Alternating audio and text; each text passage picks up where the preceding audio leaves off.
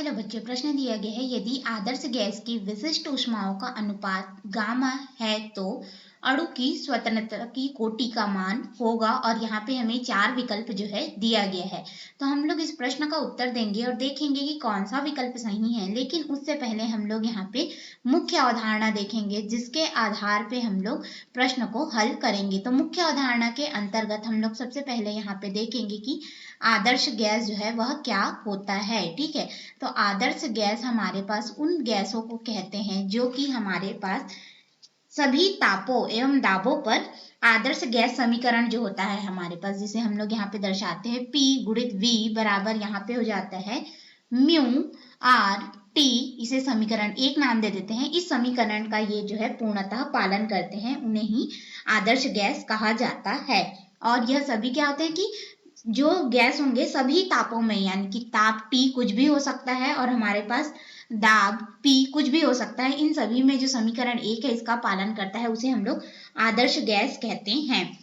अब हमने देखा कि आदर्श गैस क्या होता है, तो इसी के अनुसार अब हम लोग देखेंगे स्वतंत्रता की कोटि क्या होती है। ठीक है, तो डिग्री ऑफ फ्रीडम या स्वतंत्रता की कोटि को हम लोग F से दर्शाते हैं। और यह हमारे पास क्या होता है कि स्वतंत्रता की कोटि उस गैस के अणु के लिए एक निर्देशांक होता है। निर्देशांक कैसे कह सकते हैं, जैसे कि मान लेते हैं कि आप ये स्क्रीन देख रहे हैं, स्क्रीन में ये जो हमारे पास तल है, ठीक है, इस तल में यहाँ पे ये बिंदु P मान लेते हैं। इस बिंदु P पर अगर एक चीटी को रख दे तो ये चीटी जो है इस दिशा में चल सकती है, इस दिशा में चल सकती है, यहाँ पे चल सकती है, इधर चल सकती है, इधर, या किसी भी दिशा में चल सकती है। यानी कि चीटी के चलने के लिए यहाँ पे पर्याप्त जगह है और वह स्वतंत्र है किसी भी दिशा में कहीं भी जाने के लिए। तो उसी तरह से अगर हम लोग गैस के अणु को एक जार में रख दे, पात्र में रख दे, ठीक है, या फिर किसी ऐसे जगह में रख दे जहां पे वो चलने के लिए स्वतंत्र हो, किसी भी दिशा में वो गति कर सकता हो, वही क्या होता है, स्वतंत्रता की कोटि होती है। यानी कि किसी अणु के लिए संभव गति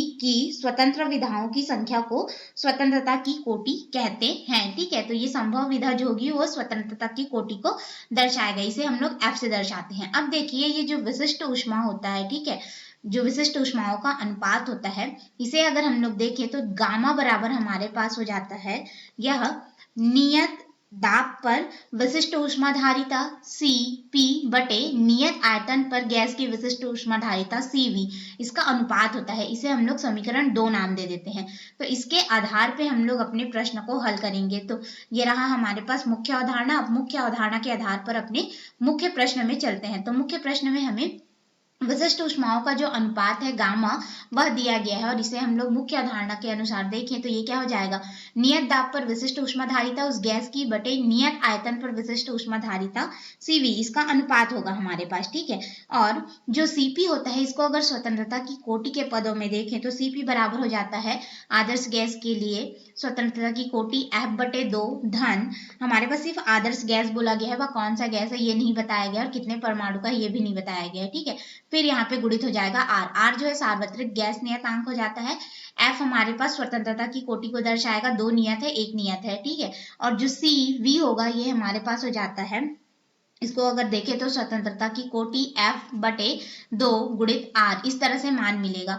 तो ये जो समीकरण है गामा, इस समीकरण में हम लोग इसको रख देंगे तो हमारे पास यहाँ पे गामा बराबर कितना हो जाएगा, स्वतंत्रता की कोटि F बटे 2 धन 1, फिर यहाँ पे गुणा में हो जाएगा कैपिटल R, फिर बटे में हमारे पास हो जाएगा स्वतंत्रता की कोटि F बटे 2 और फिर गुणित हो जाएगा R।